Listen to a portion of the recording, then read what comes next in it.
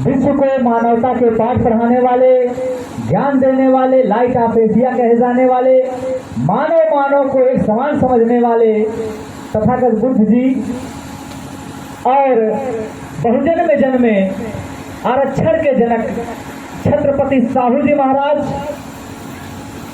और सच्ची रामायण की चाबी लिखने वाले पेरियार नायकर लड़ई यादव जी और क्रांति की ज्योति जगाने वाले समाज सुधारक, सत्य शोधक, समाज की स्थापना और गुलामगिरी का किताब लिखने वाले राष्ट्रपिता ज्योतिबा फूले और नारी सम्मान, शिक्षा के प्रेरणा, ज्ञान की देवी माता सावित्रीबाई फूले जी और बहुजन में जन्मे संत रविदास, कबीरदास, संत गाडगे बाबा और बिरसा मुंडा, चोखा मेला, घासीदास, जितने भी संत महापुरुष हैं और पूरे भारत देश से पताका बुद्ध धम्म का फहराने वाले पूरे विश्व के लिए सम्राट अशोक जी और बाबा साहेब के रास्ते पे चलने वाले जो है मानवर कांशीराम साहब और भारत देश को सुंदर संविधान देने वाले, समानता का अधिकार, शिक्षा का अधिकार, स्वतंत्रता, नारी सम्मान का अधिकार देने वाले, राष्ट्रीय किताब को लिखने वाले, भारतीय संविधान के सबसे बड़े वो और पूरे भारत देश के गरीबों, वंचितों, असहायों के मसीहा परम पूज्य बाबा साहब। तो मैं सबके चरणों में श्रद्धा का सुमन अर्पित कर रहा हूं और सभी साथियों से जय भीम, जय भारत, नमो बुद्धाय, जय संविधान कर रहा हूं।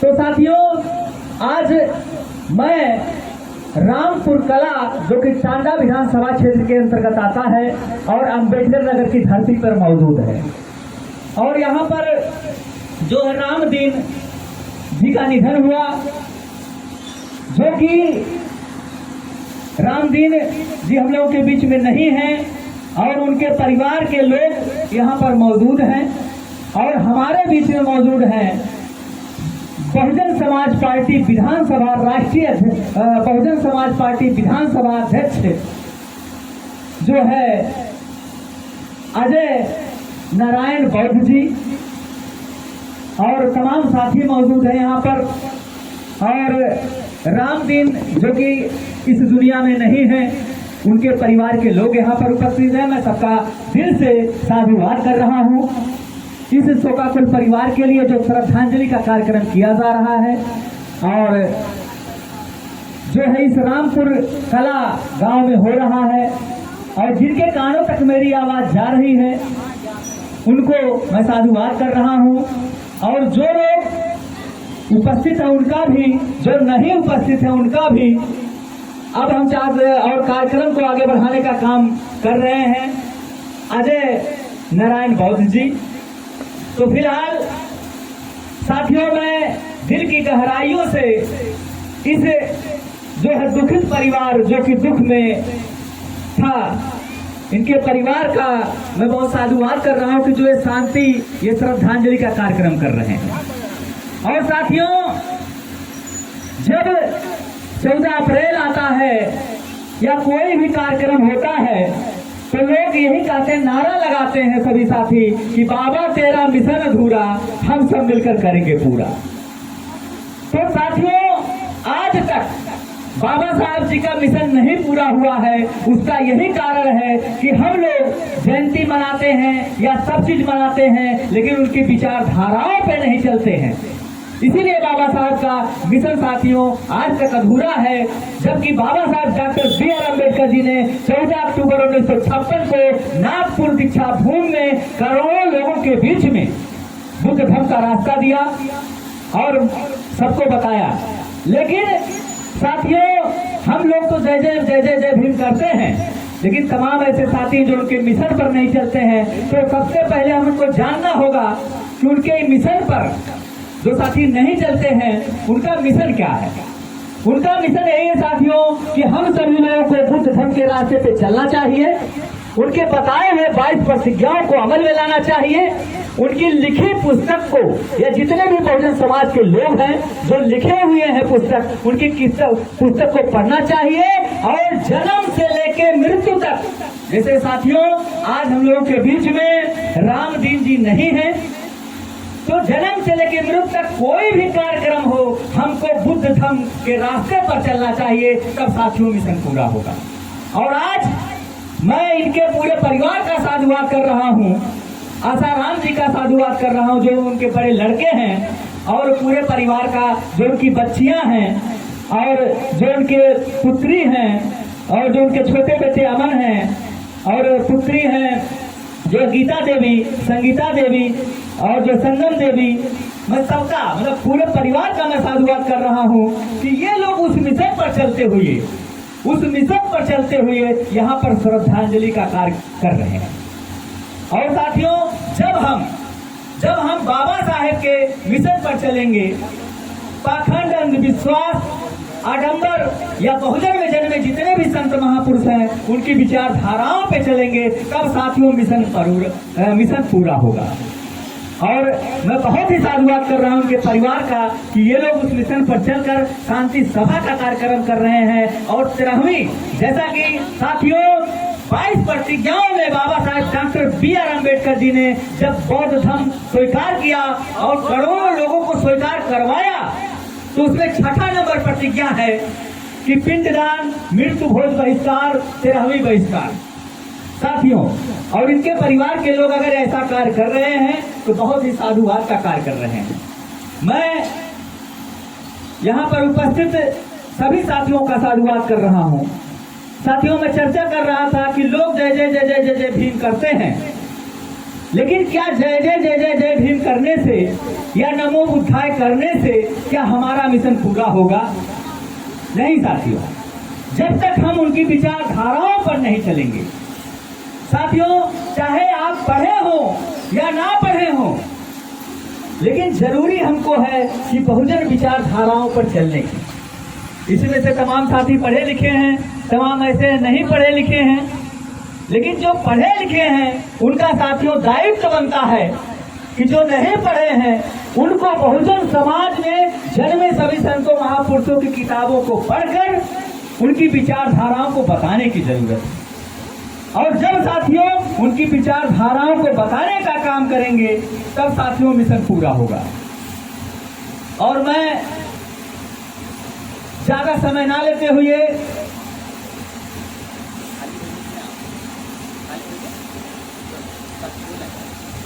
है, लोग आज तक दो चीजों में फंसे हुए हैं, स्वर्ग और नरक।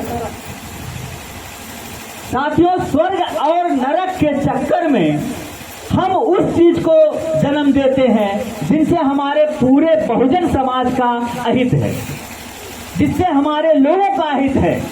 और स्वर्ग नरक के चक्कर में हम तमाम ऐसे कार्य करते हैं जो कि पाखंड का, आडंबर का, अंधविश्वास का बढ़ावा देता है, जिससे आपका जीवन सही नहीं बीतेगा। लेकिन स्वर्ग नरक के चक्कर में हम तमाम ऐसे काम करते हैं जो कि हमको मिशन से पीछे करता है।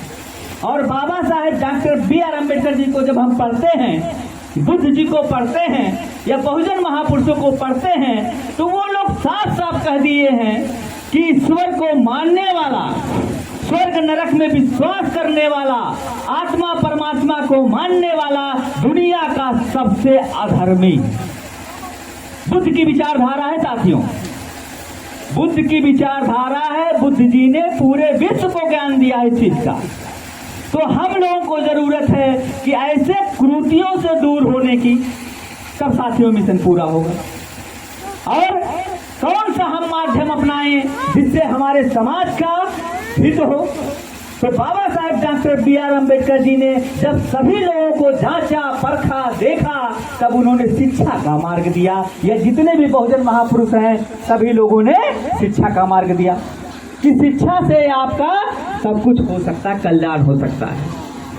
तो इसीलिए बाबा साहेब जी ने कहा शिक्षित बनो, संगठित रहो, संघर्ष करो। और जब हम देखिए आज साथियों जो कुछ भी है आज शिक्षा की बदौलत है। अब लोग शिक्षा जो नहीं ले पाए हैं कहीं न कहीं, लेकिन उनका बहुत बड़ा योगदान है कि हम लोगों को शिक्षित बनाए। और साथियों, अगर बाबा साहेब जी का संविधान ना होता तो आज जो बड़े बड़े पदों पे लोग चले गए हैं, प्रधान से लेकर प्रधानमंत्री बन गए हैं, तो आज वो स्थिति नहीं हो पाती। तो बाबा साहेब जी का संविधान है।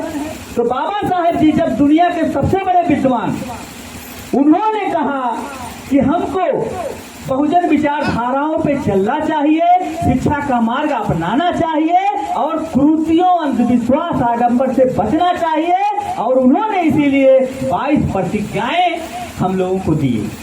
और 22 प्रतिज्ञाएं अगर हम लोग पढ़ लें, उसको जीवन में उतार लें, बुद्ध जी को पढ़ लें, बहुजन महापुरुषों को पढ़ लें, तो साथियों हम लोग तरक्की करेंगे या अच्छी दिशा में जाएंगे। और आज साथियों देखिए, जैसा कि हमने कहा, शिक्षित बनो, संगठित रहो, संघर्ष करो। बाबा साहब के संविधान की वजह से माता सावित्रीबाई फूले, फातिमा शेख जी, उस्मान शेख जी, सबके राष्ट्रपिता ज्योतिबा फूले जी के योगदान से आज हम लोग पढ़े लिखे, तो आज ये स्थिति सबकी बन चुकी है। और उनके माध्यम से जब हम काम करेंगे तब साथियों मिशन पूरा होगा। इसलिए मैं ज्यादा कुछ नहीं कहूंगा, बस इतना कहूंगा कि आप लोग जो भी कदम उठाए हैं, जैसा कि हमने शुरू में चर्चा किया कि जन्म से लेके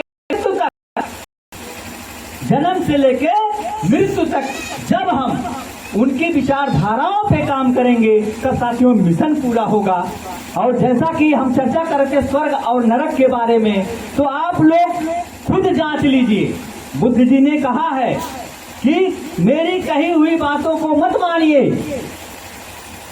उसको तर्क पे आप लोग देख लीजिए। तो जब हम लोग तर्क की कसौटी पे जाते हैं तो देखते हैं, जब हम किसी से पूछते हैं कि भाई बताइए स्वर्ग और नरक है, तो कुछ लोग कहते हैं हाँ है, अभी सबके अंदर चल रहा होगा। कुछ लोग कहते हैं कि हाँ है, अरे बहनी का है ना, नहीं चलो भूल दिया वो का कहीं है, खाऊ तो कुछ मनबे नहीं करे, 4 अक्षर पढ़ लिए बा का कहते 4 अक्षर पढ़ लिए बा, कुछ मनबे नहीं कर। एक मिनट,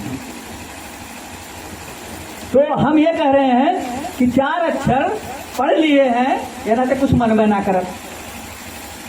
अब समस्या इस बात का है कि मान लीजिए हम 4 अक्षर पढ़े हैं, ये देखिए आपके सामने अजय राणा जी, अजय नारायण बौद्ध जी हैं, मान लीजिए ये 4 अक्षर पढ़े हैं, या और साथियों के 4 अक्षर पढ़े हैं, का बाबू साहब 4 अक्षर पढ़े रहे? प्रश्न उठ सकता है कि चला हमार बाप ने माना, इनके बाप ने माना, लेकिन सोचा कि का बाबा साहब 4 अक्षर पढ़े रहे? बाबा साहब तो इतना पढ़े कि आज तक पूरे विश्व में को पढ़ ही ना पाए, है ना। तो जब सबसे पढ़ा लिखा विद्वान पूरे विश्व के और सबके मसीहा, पूरे भारत देश के मसीहा, किसी एक व्यक्ति के लिए नहीं, किसी एक जात के लिए नहीं, किसी एक संप्रदाय के लिए नहीं, जब सबके मसीहा, सबके लिए भारतीय संविधान बाबा साहेब जी ने दिया, तो ये बताइए जब उन्होंने बौद्ध धर्म का रास्ता बताया, हम लोगों के मानव हित के लिए बताया, क्या वो गलत बता सकते हैं? नहीं, प्रश्न उठता है। तो हम जितने लोग अगर बात करेंगे तो उनकी विचारधाराओं पे बात करेंगे साथियों। तो प्रश्न आता है, और स्वर्ग नरक की जहां तक बात है, आप लोग जानते होंगे, एक चीज उदाहरण ले लीजिए कि जिंदा जा नहीं सकता और मरा बोल नहीं सकता। परफेक्ट आजमा लीजिए कि जिंदा जा नहीं सकता और मरा बोल नहीं सकता। तो बताइए, प्रश्न उठता है कि आखिर आप कैसे जाने? जैसे आज तक इस दुनिया का रिकॉर्ड है, दुनिया का रिकॉर्ड है कि जीते जी आप जा नहीं पा रहे हो और मरने के बाद कुछ बोल नहीं पा रहे हो, तो जाने कैसे भाई कि स्वर्ग और नरक होता है? प्रश्न उठ रहा है कि नहीं उठ रहा है? उठ रहा है ना। तो इन सब का निचोड़ करते हुए बुद्ध जी ने पूरा जो है निचोड़ किया, और बाबा साहेब ने जांचा परखा और इतनी किताबों को पढ़ा, इतने धर्म ग्रंथ पढ़े हो, इसके बाद उन्होंने डिसीजन लिया कि हमारा बहुजन समाज अगर जब तक स्वर्ग नरक के चक्कर में रहेगा, आत्मा परमात्मा के चक्कर में रहेगा, उसका विनाश होगा, विकास नहीं होगा, विकास नहीं होगा। तब उन्होंने 14 अक्टूबर 1956 को चाहते तो अकेले ले लेते, क्यों बौद्ध जी? कोई जरूरत थी? करोड़ों लोगों के बीच में बौद्ध धर्म ग्रहण करना और करवाना क्या जरूरत थी? चाहते तो अकेले ले लेते, इतने बड़े विद्वान थे, क्या जरूरत थी? उनके पास तो बहुत ज्ञान था, लेकिन उन्होंने, वो जानते थे कि अगर हम तो हैं, लेकिन अगर मेरा समाज उसमें फंसा रहा तो उसका अहित होगा। तब सभी लोगों के बीच में उन्होंने किया। तो मैं